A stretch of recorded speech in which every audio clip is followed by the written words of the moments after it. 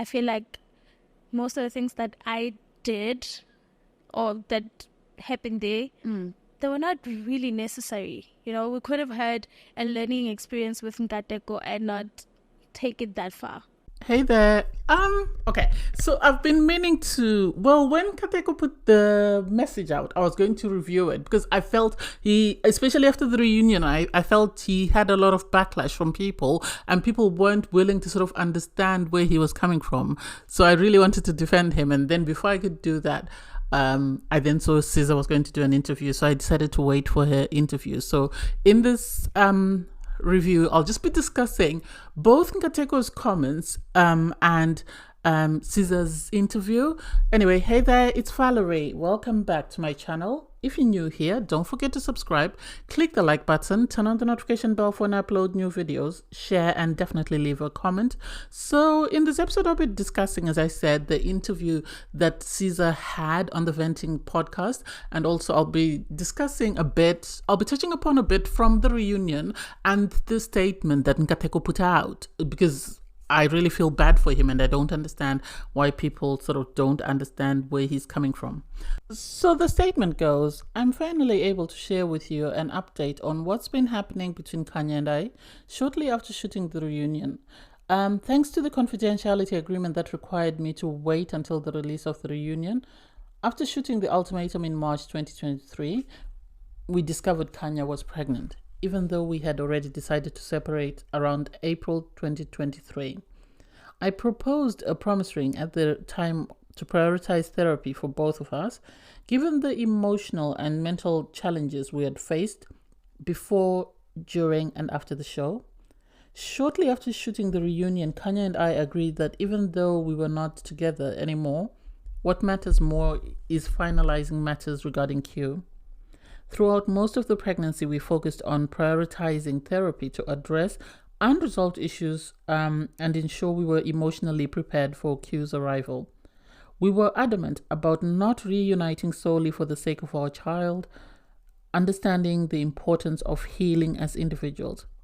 Watching the series a day before shooting the reunion, more than a month ago, made us realize even more that there were deeper issues we needed to address within ourselves. We recognize that we also may have fueled a trauma bond, fluctuating between lovers, friendship, and enmity, often feeling more like ourselves when apart. And despite the portrayal of Kanya on the Ultimatum, I want to acknowledge Kanya's support and her qualities as a mother since the birth of Q. There's more to her than what was shown, and I hope you will get to see her in a different light in future.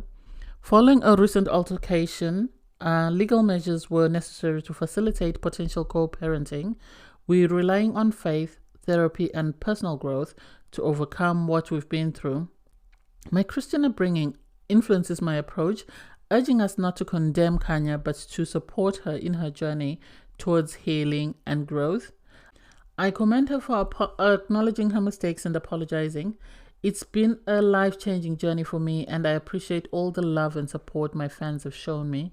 I'm grateful to Urban Brew Studios, Netflix, and Netflix SA for authentically telling our stories. So I know Kadeo received a lot of backlash for his comments at the reunion and the fact that he went back to Kanya. And what do I think? I think he needed to go back to Kanya. There's no two ways about it. The problem Kadeo had is he should have done what Isaac said, whereby you take Kanya home for the night and then you dump her the next day. The fact that he allowed her to stay longer in his life than necessary meant that he couldn't just wake up one morning and say, we're done and go, and she would take that. Sadly, that wasn't going to work for them. And she knew the type of man that she had. Even Siza said this. She said, Nkateko is a very good man, and a very good man is very difficult to leave. And so I feel he was right to give her a promise ring, because he didn't want to commit himself by giving an engagement ring. That would have made things even more difficult for him. So giving her a promise ring and telling her that this is what I want gave her an out. But she refused to take the out. She refused to take the bait. She refused to say, well, if you're not giving me what I want, then I'm done. Because she actually said, if I take this promise ring, then I'll never get what I want from him. Those were her words in the sort of final episode before the reunion. And so he needed to go back. Not only that, he needed to make sure that he was done with this relationship. That way he wouldn't, a couple of months or years later, be going back to say, oh, maybe I need to go back to Kanye. At this point, it seems he's completely done, because as he says in his statement, they have had to take legal measures. And I think once you go down the legal route, it's very difficult for you to try and sort of say, oh, I'm repairing my relationship with so and so, we're going to sing back together. So as much as people around him, even Caesar in her interview said his mom didn't want him to go back after her trial marriage with him because his mom wanted to leave Kanye completely. No one can will anyone out of a relationship if they are not yet ready to give up on that relationship. So as much as people and everybody else doesn't agree with it, I think he needed to go there and make sure that things were completely over. Because if he had left Kanye before she was ready to give up on him, there's no way he was going to get rid of her. Because any other person in his life was going to struggle, because Kanye would constantly be coming back and saying, this is my man, we're not yet done. And I think her being pregnant was her trying to continue to have sort of control over Nkateko. That's the impression that I get. I think once Nkateko came back from Caesar, she realized that she was losing Nkateko, and she needed something to make sure that she kept him to herself. And this is why the pregnancy came about. Because if she was able to be with him for a year and not become pregnant, I know you cannot predict when someone is going to get pregnant, but if she was able to sort of make sure she took measures for that not to happen, what happened suddenly? I think this was a way of her trying to control him. So I think he needed to go back. Sadly, he went back, and now there's a child, and they are now in court and are having to sort out co-parenting issues and stuff. He needed to go back. And I think the reason why also, this is one of the main things I was going to say. I know people gave him a hard time for apologizing. What he said was, he and Caesar had an amazing time during their trial marriage. And I think because they had such an amazing time, they completely forgot about their partners. Because one of the problems that Caesar and Nkateko had is they were still holding on to their partners before they coupled up. And they were struggling to let go of their partners in order to start coupling up with someone. But once they coupled up together, they had such an amazing time that they completely forgot about their partners. And this is why they were out in the field walking, holding hands and giving each other piggyback rides. This is why they were making out in the swimming pool. So I think what he was trying to say was, in my sort of self-interest, as I was having such an amazing time and I was focused on my partner and what we were doing at the time, I forgot to look at my ex-partner. I forgot to think that, what if Kanye sees this, how will she feel? Because we all remember when they were in the park and he was giving Caesar a piggyback ride, Kanye had her phone out and she looked to be taking a video or pictures or whatever. And I have a feeling she drummed that, or she guilted Nkateko for that. Because she said, oh, since when does he start giving people piggyback rides? I think this is what he was trying to say. I apologize that in my attempts to sort of find happiness and find joy and self-love, I forgot to think about my partner and how my partner would feel seeing this. And maybe this might have influenced, or this might have heightened her reaction, because her jealousy fueled her response or her reactions to certain situations. I know for a fact, the fact that he was excited, he wanted his mom to see Caesar, whether it's because Caesar had made such a great difference in his life and he wanted her to meet her. This is something that didn't sit great with Kanye. And the fact that he was lovey-dovey and everything else just fueled Kanye. And this is why she was on attack mode. The fact that he walked Caesar to her villa, she was on attack mode because of that. Because to her, it seemed like, why is he defending this girl? Why is he so protective about her? Even when he came back after Caesar had cried, you could see she was still on defense. She was on attack mode because she could see that she was losing this guy, and he seemed to be caring way more about Caesar and how Caesar felt. And so I think this is why he was apologizing, to say, I'm sorry that I was insensitive to how you were feeling watching me having an amazing time. Because Kanye and and Lindile did not seem like they wanted their partners to have a great time. I know Ruth is the only one who vocalized that her partner, Isaac, wasn't happy that she was going to have a great time. But it seemed a lot more people felt that type of way, but they just didn't vocalize it. And their partners didn't just vocalize that, oh, I'm not happy that my partner is having a great time, or I'm not happy that my partner has found a better person. So I understand where he's coming from. I know in his comments he wrote that, they tried to stay together, realized it wasn't working, and he moved out. And I also feel like they broke up during the show, the time there was the wine incident, because in the comments he wrote that after that incident, the producers had to find him somewhere else to sleep, so they had to find him a separate villa from Kanya.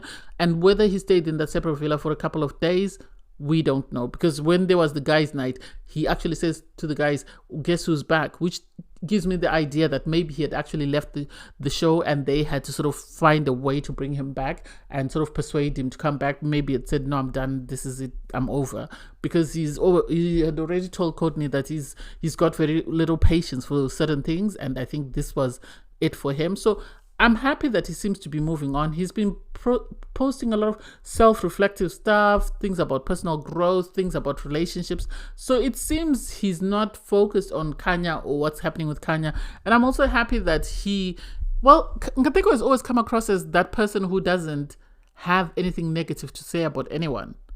He's always looking for the brighter side of things, in the sense that when Lindile was complaining about Caesar and how Caesar wasn't willing to move on or struggling to move on from Nkateko, he actually asked Lindile to give Caesar time and asked Lindile to be patient with Caesar. So to me, he's someone who would never say anything negative about anyone, irregardless. Where other people were making comments, people like Lindile saying, oh, Genesis now knows that he's got competition. He would never say things like that, even though he knows he was competition for Lindile. That's just the impression that he gave me. So I hope we can all allow him grace and watch and see what he does next and see if he's willing to grow. I think he is growing, because if it's been a while since he and Kanya broke up and he's been on his own, then I'm happy for him. I hope he finds love, because he deserves to find love. The way he was loving and caring towards Caesar, the next woman he meets will be very lucky to find an amazing guy like him. The next woman he finds will be lucky. Yes, they will have to contend with Kanya, but I think if they can go to court and have legal measures in place, then they don't have to have face-to-face contact with Kanya. Everything could go through the courts and whatever else needs to be done. But anyway, I digress. And then Caesar did an interview on the Venting podcast, and I don't know. I feel like Lindile is got bits of Kanya in him. He is controlling. That's just my opinion. I know Caesar said he's difficult and is very vindictive. You can see it, because we watched it on the show, and in this interview, it felt like Caesar was trying to rewrite history. She was trying to sort of apologize for her actions or her actions with Nkateko during the filming of the show, and sort of try and make it seem less than what we actually saw. Because she spoke about the fact that, she and Lindile had an argument or had a fight before going to the show, and so because of that, this is why things were not great with the two of them. This is why they didn't seem to be on the same page, and she struggled for a long time because she really wanted to speak to him and tell him that she was struggling, and he wasn't with it at the time. And for me personally, I felt some type of way, and I'm going to discuss this further when I do my couples review on them, but I felt like Lindile was very standoffish with her at the start. From the moment they walked in, the fact that he was the only person who didn't hold his partner's hand when they walked in, and then the fact that he was telling her, don't call me babe, don't say you love me, I hold your feelings. I feel like if you had asked me which guy gave their girl an ultimatum, I would have said Genesis, because everybody else didn't seem like it, and Lindley was the least likely because of how he treated Caesar. So she says that's the reason why that happened. She says she really missed Lindley, and when Nkateko was hugging her or when he was doing things for her, she was wishing it was Lindley, and it's like, girl, that's not what we saw. That's not what we saw. Why are you trying to minimize the connection? And I don't get it, because when they coupled up at the first changeover, Lindile said, I'm going to go all in I'm going to go all in. So why is she now having to feel guilty and sort of apologize for, oh, because we were not in a good place, this is why I went all in and Nkateko was there, so things just happened to Nkateko. That's not what happened. She says with Nkateko, apparently every day Nkateko took her to work, they had lunch together, and she actually asked him, why are we doing this? And he said, well, I want you to be as comfortable on camera as you are off camera. I don't want it to seem like we're putting on a performance for the cameras. And this is something they always discussed with Caesar, whereby they were, whatever feels right is what we're going to do. She spoke about the fact, I didn't like the fact that the host asked her if she had had sex with Nkateko, because that's inappropriate. Oh, when the cameras are turned off. No, they don't turn the cameras off, because if they do and someone makes an allegation, then there's no way of proving what actually took place. So I think the only places they don't put cameras are the bathrooms, but everywhere else in the communal areas, they would have cameras, especially if people are going to engage in sexual activities. If one of them turns around and says, he raped me or she forced me, they need to have proof that this is what happened. And Caesar actually said it, that Nkateko and I had a lot of conversations in regards how we were going to kiss and what was acceptable to me and what wasn't. And she said, this is one of the many things I appreciated about him. We agreed that there would be no tongue. We agreed. And it's like, yeah, but there were some clips that were suddenly haphazardly cut that I think there was tongue. But I don't think she's going to acknowledge it because her man felt some type of way. And the fact that she was trying to apologize for going all in on her connection with Nkateko and saying, I got it. And she also made a comment that really took me aback, because she was asked, did you have sex with Nkateko? Would you ever dream of it? And she went, no, he's a bit kinky because, he says he likes a feisty woman, blah, blah, blah. He finds it sexy. And it's like, but he also said, the way you on the very first night, he said he doesn't know how she does it, but she has a way of sort of presenting herself as a very beautiful woman, which makes her very attractive to him. So he has qualities that he looks for. And I'm happy at least that she spoke up and said no, because the host said, oh, do you mean he likes Kanya and the way she treats him? And she went, no, Kanya's a bit too extra for him. So I think what he told her, or maybe she was trying to revise things so that people stop sort of making allegations about her and Nkateko having sex. But I think the type of woman Nkateko wanted was someone who can be feminine and sort of allow him to lead as the man, but also is capable of standing up for herself. I think he didn't want someone whereby he's always being the person to rescue and rescue and rescue. And as much as she's apologizing and sort of trying to minimize things, I think she's now a better version of herself in the sense that she's able to speak up for herself.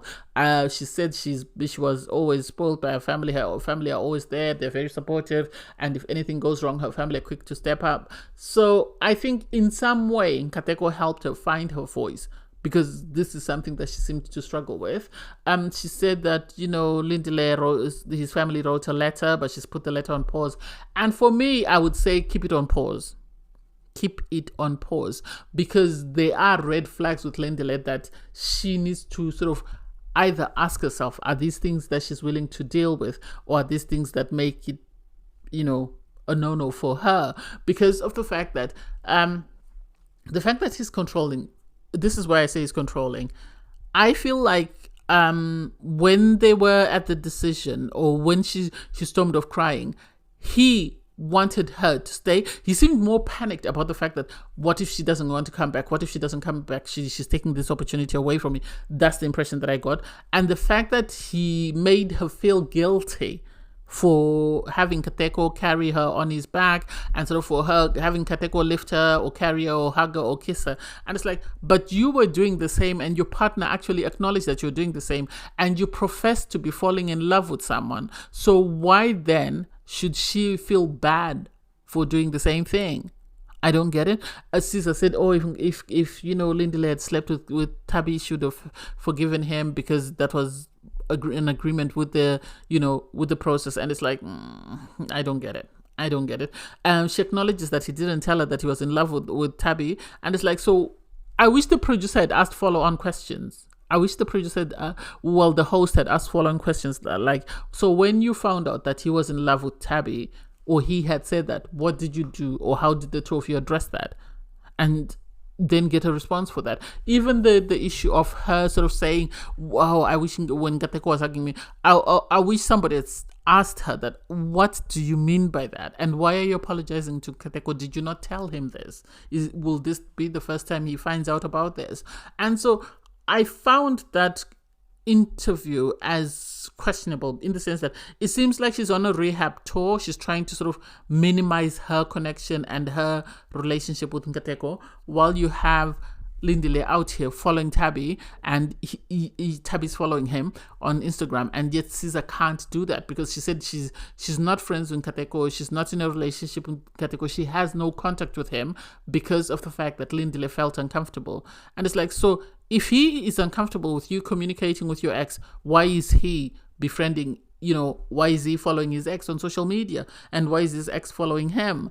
The double standard is shocking. It really is, because why would he do that? Why is it acceptable for him and Tabby to continue to be friends on Instagram, and it's not okay for you? And so for me, as I said, it's a good thing she put the relationship the marriage on pause. I wanted to keep it on pause. I think there are a lot of red flags with Lindile. I think there are a lot of red flags. The fact that people say, oh, he's not expressive, he's an actor. He wants to be an actor. Why is he not able to emote his emotions? Because as an actor, you need to be a chameleon. You need to change and adapt into different characters at the drop of a hat. If you're told it's time to cry, you need to cry. If it's time to laugh, you need to laugh. He was able to emote emotions when he was with Tabby. Why is he not able to do the same for the person that he says he loves and he wants to marry and he sees a future with? I don't get it. I really don't get it. I highly recommend people watch it. I will put a link of it in my description, but hey, it is what it is. Thanks guys for watching. Please don't forget to like, share, comment, and subscribe, and click the link in my video to watch my review from the couples part 1. I will upload the couples part 2 tomorrow. Thanks guys. Bye.